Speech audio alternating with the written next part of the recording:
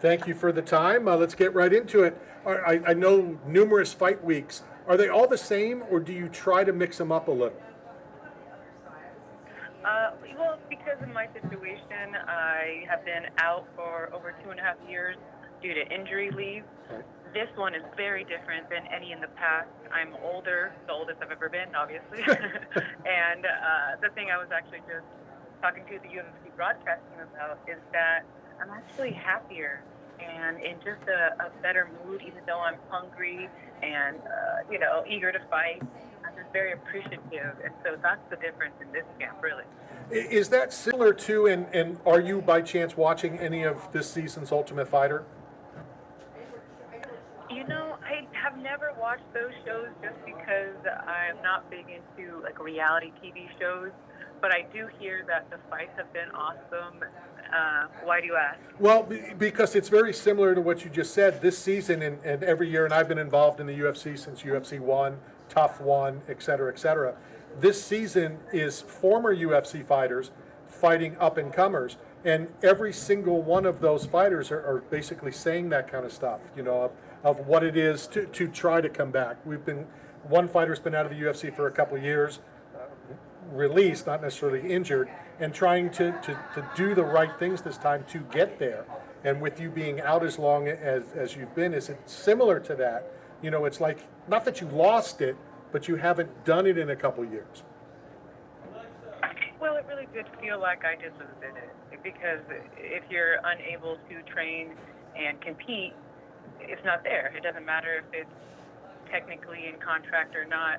To me, I lost it, and it was such a heartbreaking feeling and having to fight back through medical and mental and emotional blocks. It's just like those fighters on the show. Shout out to Cody Gibson, who's one of those fighters. We both went to Menlo College. I believe he's on the show right now. He is. Fighting his way back, so good luck to him. And again, since you're not watching, and we have the winner on every week, Cody got injured, and he'll be fighting again soon. And Dr. Davidson, who happens to be a very good friend of mine, they're showing on TV and they're talking, and it's a decision that you're going to have to make. It's a knee injury. And as he walks out, Michael Chandler's saying, I can't tell you what to do. And he's like, I already know what to do. I'm fighting. There's no question. Knee, no knee, I'm fighting.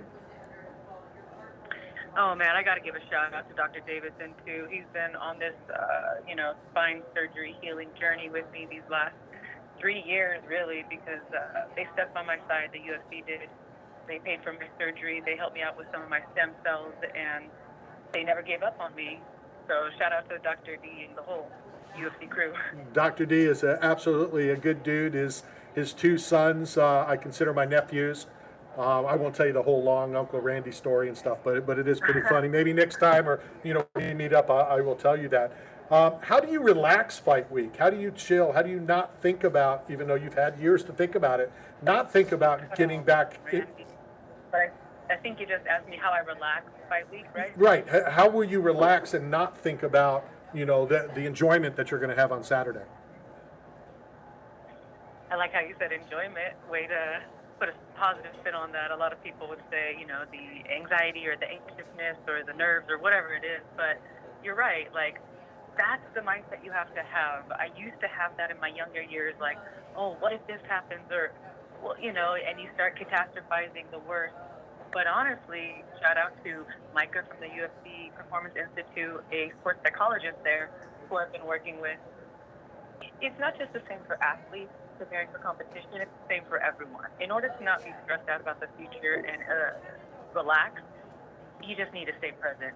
So this week especially, all I'm focusing on is what I can control, staying very present in the moment and taking minute by minute, not even hour by hour. Like, okay, what do I have to do right now? I'm on this interview with Randy. Cool. After this, I'm going to go shadow box with UFC. Then I'm going to cut some weight. And when you do it like that, you don't have time or, energy to think about the future because you can't control that outcome. So I know that sounds all hibbity-dibbity, but No, for sure. It's been working for me. Yeah, no, it definitely makes sense. And when I said, about Saturday, Eve Edwards always told me that the work is getting to fight week, the fight camp, everything that you're doing, that reward, I like to even call it the first day of summer school. Friday is the last day of school, Saturday summer school. because that's what all of you fighters, you're working for that fun, that entertainment, and only a few fighters told me it's not fun, but it's their job. But that's what Saturday is. Saturday's the reward for everything that you've done to get here. Oh yeah, and for me, the build up to the reward, it's not like I fought a few fights ago. It's been years and tears and, sacrifice and financially and, second guessing because I'm been injured or, on the bench or getting older. I just turned 36. In life, I'm a young buck, but in fighting, I'm an old lady now. And you just start wondering if this is the right path. But if I can tell you anything that I feel right now, it's more so that I'm on the right path for the first time in my life. And I don't see myself being done fighting for many years. Well, first I'm going to say I have a belt older than you. And second, tell me your thoughts on your opponent. I think she's a young, hungry, savage girl, and I think that she's going to throw everything but the kitchen sink at me. And I'm ready for that. I really, really am. I think she has a similar game plan and or a fighting style, but she's not as experienced or skilled at that fighting style the way I am. I think it's going to be an exciting fight because we both love to come forward.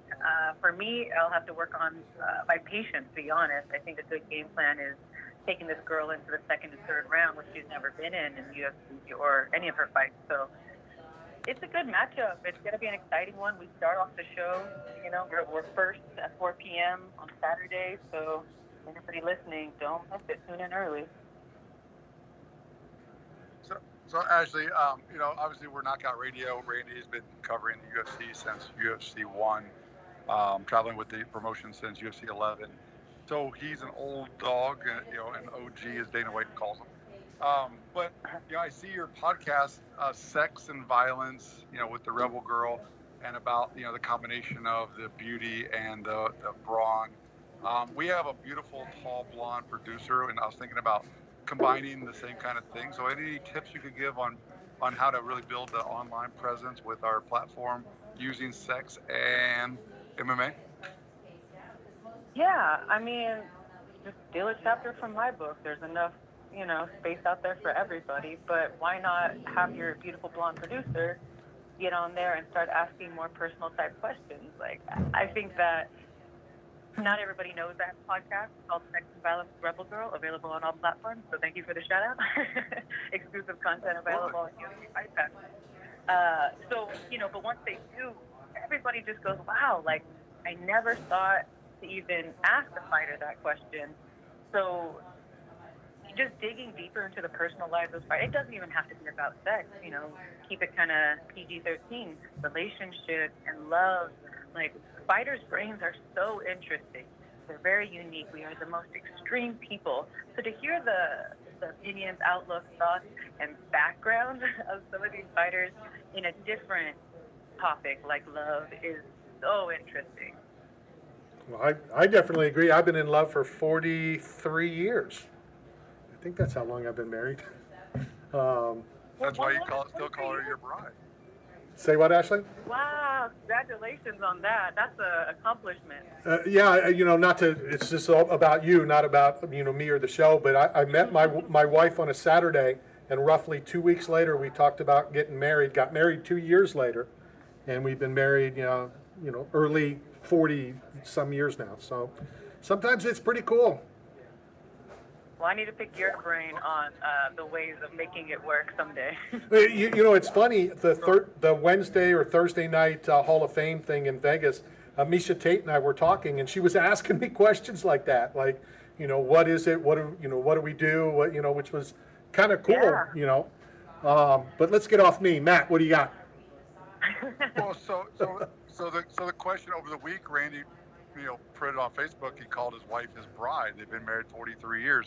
And I was like, shouldn't there be term limits on the word bride? Like, that's like a honeymoon phase. Like, after what point, Ashley, do you think he should refer to her as his wife or his better half? I think he should call her whatever makes her feel the best. And if bride is something that resonates with her heart and reminds her of why they fell in love, and that's their pet name, then I say stick with that. There you go, Matt. So, Wow, I love that. So- I love that answer. so I'm going to continue calling her Bride. Where does the nickname Rebel Girl come from? It comes from a punk rock song, a female band called Bikini Kill, an older band. I love punk rock. I grew up in that community when I was a young girl. Got into a lot of trouble, but it also really gave me a family. And then I got a tattoo, and people kind of just started calling me the tattoo. And then if you look a little bit into who I am, you go, oh, she definitely embodies the rebel girl. So it stuck. And, I'm thinking of, as I get older, get these gray hairs, I'm like, I should probably let my hair grow out. But then I'm like, I have to let go of this tattoos. And it feels like it would be letting go of, like, the persona and the brand that I created. And now, so more than ever, the brand is really working for me. Well, I never say anything that I don't believe, and I never say anything that I won't do. So let me tell you this. I don't listen to other shows. I don't really do a whole lot of research because I don't want anybody to say I took from. I want it to be just a conversation. So I always call this a chat and not even an interview. I believe that I've only listened to 2 podcasts, one for about 10 minutes and one for about a minute and a half. And sometime this week, I am going to listen to your podcast. Well, that's a big compliment. Thank you. I'm the same exact way. I'm a podcaster, but as you guys know, with all these different productions you do, ain't nobody got time to just be like, oh, listen to this 2-hour Joe Rogan podcast. It's like, we got to make our own content, our own material. So thank you. Give it a listen. You have some amazing fighters to choose from. Young fighters like, Terrence McKinney, who's fighting on the same card with me, all the way to OGs like Tito Ortiz, Chris Lieben. The list goes on. I've been so fortunate. We're at, under 200 episodes, and the people that have come on my show are amazing people, amazing. And then you get to hear a little bit of their personal lives, which, I don't know, we all have a little bit of voyeurism, right? Or what's voyeurism but through audio? Still, it's still the same. And I'm going to change it. I'm going to have to listen to at least 2 because Tito has been on my program more than any other athlete. Tito and I are very good friends. Just moved down here to Florida, so I'll be seeing him shortly when he opens his restaurant in down South Florida. So I will listen in. But you called him an OG, and I just want to tell you that when Dana called me the OG, I asked my wife, and she said it stands for old guy. Well, let's face it, he is that too, and you just gotta accept it when you get older. Like, I know this young girl's 28, and I'm kind of like the old OW. I'm like the old woman in this fight, but there's perks to being the OG and the OW. There you go. Final question for you. Can you watch a fight as a fan, or are you always watching a fight and as maybe starts as a fan but turns into, I like what they're doing, I could try to do that. That would sound good on my podcast. I want to get that athlete on. So are you always working, or can you just enjoy it as a fan? I don't think I ever enjoyed it as a fan. A weird fun fact is that I never even watched the UFC until I was in the UFC. I fell into fighting. I just loved doing the actual act. Didn't watch it, didn't become a fanatic or anything like that. I have a partner who's been on the forum since he was 13, like fanatic. But for me, it was more like, okay, I guess I'll start watching. And then when I started watching, I just had so much empathy for the fighters, and I still do. Sometimes I'm a little bit too emotional, and I'm thinking more about like, oh, that poor fighter, they went for that kick, the person checked it, as opposed to technical aspect. I have a big head and a bigger heart. And that makes sense because I've talked about that. We all get excited. Robbie Lawler, Nico Price, 2 good friends of mine. Oh yeah. I love how Robbie went out. It's going to be a movie. It all makes sense, but it kills me with Nico. And I remember one of my favorite fights, Matt Hughes, Frank Trigg. They both are still very good friends of mine. And I said, I'm going to be more upset for who loses than happy for who won. Because normally, everybody jumps on, hey, they won, that's the winner. But, the loser went through, and loser's not the right word. The person who didn't win, went through the same training. Of course. And I feel for both fighters. Yep. I mean, I'm that person that if I'm close to someone and they lose the fight, I'm fucking reaching out because all I can think of is exactly what they're going through. And it takes 2 seconds to give someone like a, hey, keep your head up. But it makes the fucking, freaking world. It makes the world of She said, difference. she said to trucking. athletes. At FCC, she said trucking. I said trucking. I keep trucking along. You know, you just got to keep trucking. There you go. I know Matt has something he wants to say to you, but that's something that I always do. I reached out to Nico, I think it was yesterday. I always wait a day or so. And I reach out, win or non-win, because it's just like you said, it's just important. Keep your head up. And he's like, hey, those things happen. But I'm glad to hear from you, from an athlete, that text or that phone call is important. It's important to everybody, but all I know is athletics, and I know wins and I know losses, and I know how much it means when it doesn't even have to be your best friend, someone, a fan, a supporter. That's why social media is so bittersweet. All these trolls, but then you have these people that take time out of their day to really support you. They could support anyone, and I love social media, even if it comes with the turd. So Ashley, as we're talking, I'm actually wearing my Nico Price welterweight UFC shirt right now in Brazil. Even after he lost on Saturday, I wanted to show support today on social media for Nico, a friend. And I am in a unique situation. I currently train 2 fighters that are fighting on the BKFC card this Friday, and they're fighting each other. Both camps trust me. Both camps gave me authorization to train both fighters equally. And I don't want either one to lose. I don't want either one to win. I'm hoping for maybe a double knockout. I don't know. I'm so emotionally invested, but I'm trying to stay neutral to it. I feel like maybe instead of a double knockout, we go in there and then you take less damage. I don't even. That's a hard one, because if you're like no contest. Well, we definitely don't want what just happened in the PFL. Where the 2 friends and the godfathers to each other's children, and that turned out to be. Was it really that bad? Because I heard that they just touched bars, but was it even your average like casual MMA fan could tell that it was not a real fight? Yeah, from what I understand, and I didn't see it, but from what I understand, it was basically a sparring session. I still have some issues with what the organization did, and Race FO and all those guys are friends of mine, but I have a problem with them suspending both. One guy won, one guy lost. The winner should move on. I mean, you didn't like what happened, take care of it another way, not disqualify him. But that's my opinion. Yeah. So it is what it is. I know. Ashley, thank you very much. That was an unfortunate situation. No, for sure. Definitely strange, and there's even more strangeness. And I'd like to be honest, if we're going to continue for another minute or so, that Junior Dos Santos tweeted out to Francis Ngannou, I thought you were the fighter representative, and stick up for the fighters. And so it was ugly, and it's probably going to continue to be ugly. But thank you very much for your time, Ashley.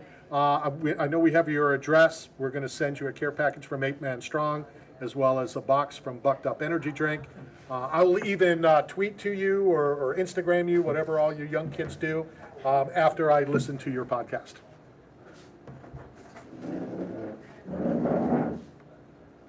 Hello? I'm still here. Okay. I don't know if we lost Ashley. Yeah. Oh, Hello? Yep, there we go. I said we're going to send you some care packages from 8 Man Strong and Bucked Up Energy Drink, and then I'll hit you up on Instagram or something after I listen to the Tito and one that we'll randomly select. Perfect. Thank you, guys. Awesome. Tune in Saturday, 4 p.m. It's going to be awesome. Have fun on Saturday. We'll talk to you again soon. That is Ashley Evans-Smith back in the octagon after a couple year out of action, and should be a good fun time. All right, we got about a minute or so left. What up down there in Brazil, Matt? Great show. Happy to be back in my home country. Oh, now it's your home country. I thought you were an American when you thought you were going to die. Well, that's true. If things get scary, I'm always American, but otherwise I'm Brazilian. Well, I wouldn't. And, I wouldn't. Hold on. I wouldn't claim to be an American in Russia. That's true. Yeah, that wouldn't be good over right now. But no, I'm happy to be home with my family. Looking forward to a week of fight camp in different gyms down here, and we'll tune in next Wednesday, and we'll catch up on another week in Brazil, and enjoy the fights this weekend. BKFC Lakeland, I think it's 47, And shout out to Travis the Animal Thompson and Ryan Royal Reber, my two brothers going at it. Like only brothers should do. If only you knew. Enjoy your time down there. We'll try to extend the extension cord. Hopefully it can get down to you by next Wednesday. And we'll be in touch. I'll hit you up, and then we'll talk on air next Wednesday. Tell our beautiful blonde producer to get a bikini ready. We're going to boost these Instagram photos. With that said, this is and has been Knockout Radio, brought to you by 8 Man Strong, Staff Zone, and Bucked Up Energy Drink. See everybody next week. Later.